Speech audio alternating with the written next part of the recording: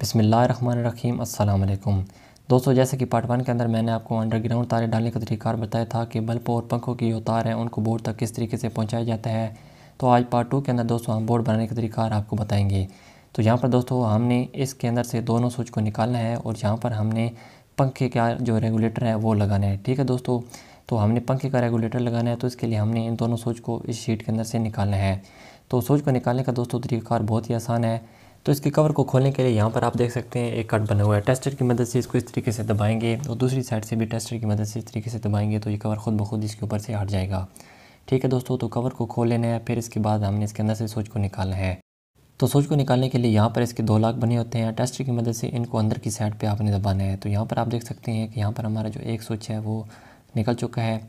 अब इसकी जगह पर दोस्तों हमने पंखे का रेगुलेटर लगाना है, क्योंकि इस शीट के अंदर हमने 2 पंखे लगाने हैं तो दोनों रेगुलेटर लगाने हैं। तो यहाँ पर हमारा एक स्विच निकल चुका है। अब इस तरीके से सेम हमने ये वाला स्विच भी निकाल लेना है। अब इन दोनों की जगह पर हमने 2 रेगुलेटर लगा लेने हैं। दोनों रेगुलेटर को यहाँ पर लगा लेने के बाद इसके बाद हम इसके कनेक्शन करने का तरीकाकार आपको बताएंगे कि इस शीट के कनेक्शन किस तरीके से करने हैं। तो वीडियो को आपने एंड तक ज़रूर देखना है। इंशाल्लाह बहुत ही आसान सा तरीकाकार है इस शीट के कनेक्शन करने का। दोस्तों, यहाँ पर आपने इसके कनेक्शन का तरीकाकार समझना है। तो यहाँ पर आप देख सकते हैं ऊपर की जानिब आपको यहाँ पर 4 स्विच नज़र आ रहे हैं। इनके नीचे वाले पॉइंट आप यहाँ पर देख सकते हैं इस तरीके से 2 स्विच हमारे ये वाले लगे हुए हैं। तो दोस्तों अब इसको बनाने के लिए हमें एक वायर की ज़रूरत पड़ेगी। तो यहाँ पर दोस्तों हमने 329 की एक वायर का पीस ले लिया है और इस तरीके से चारों स्विच के बराबर हमने इस वायर को रख के पहले नाप लेना है। ठीक है दोस्तों, जितने हमारे पास यहाँ पर स्विच लगे हैं इनके बराबर हमने इसको नाप लेना है और इसके इंसुलेशन को हमने उतार लेना है, जितनी इंसुलेशन हमने स्विच के अंदर लगानी है। तो यहाँ पर आप देख सकते हैं कि इसकी इंसुलेशन हमने उतार ली है। अब दोस्तों इस इंसुलेशन को हमने चारों जो स्विच के नीचे वाले टर्मिनल लगी हैं इनके अंदर हमने गुजारना है। तो सबसे पहले हमने इसके स्क्रू को थोड़ा थोड़ा सा खोल लेना है, फिर इसके बाद हमने इस वायर को इन चारों के अंदर से गुजार लेना है। तो यहाँ पर दोस्तों शीट के अंदर जितने भी बटन होंगे हमने उनको इसी तरीके से इस वायर के ज़रिए आपस में जोड़ देना है। तो वायर को गुजार लेने के बाद इसकी स्क्रू को अच्छी तरीके से टाइट करना है। किसी किस्म की लूजिंग स्क्रू के अंदर नहीं होनी चाहिए। लूजिंग होगी तो स्पार्किंग होगी तो कोई भी चीज़ आप इसके अंदर लगाएंगे तो फ़ौरन वो चीज़ ख़राब हो जाएगी। तो यहाँ पर आपने इसकी स्क्रू को अच्छी तरीके से टाइट करना है।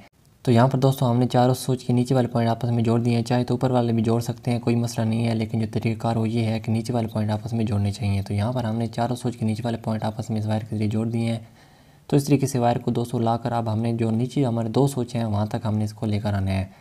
तो दोनों स्विच जितनी हमने वायर को नाप लेना है और इसकी इंसुलेशन को हमने उतारना है।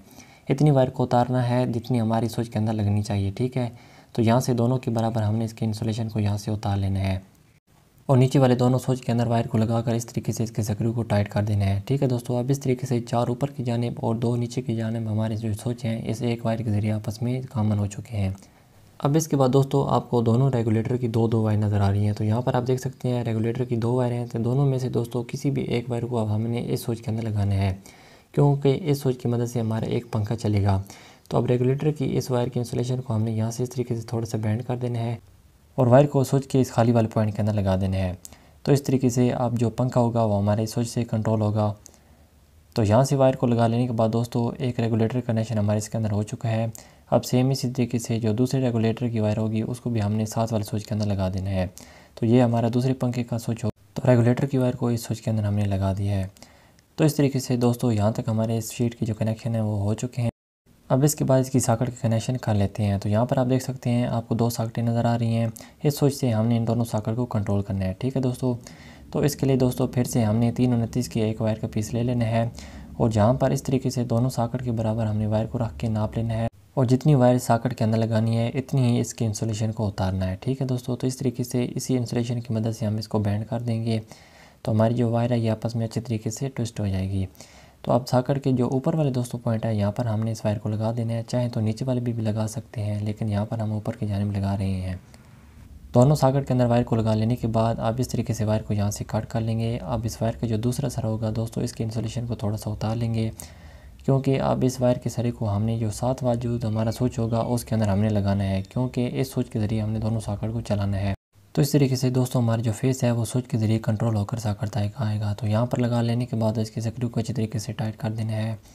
तो फाइनली दोस्तों हमारे यहाँ पर इस शीट की जो सभी कनेक्शन है बिल्कुल बेहतरीन तरीके से मुकम्मल हो चुके हैं और सॉकेट एंड पॉइंट के अंदर हमारी मेन न्यूट्रल वायर लग जाएगी। तो इंशाल्लाह दोस्तों पार्ट 3 के अंदर मैं आपको बताऊंगा कि बोर्ड के अंदर हमारी जितनी भी वायर होती हैं उनको इस शीट के साथ किस तरीके से अटैच किया जाता है। ठीक है, तो दोस्तों पार्ट 3 देखने के लिए मेरे चैनल को सब्सक्राइब करके साथ घंटी को दबा दें, ताकि जैसे ही पार्ट 3 अपलोड करूँ फ़ौरन वो वीडियो आप देख सकें। तो मिलते हैं नेक्स्ट वीडियो में। अपना बहुत सारा ख्याल रखिएगा। तब तक के लिए अल्लाह हाफ़िज़।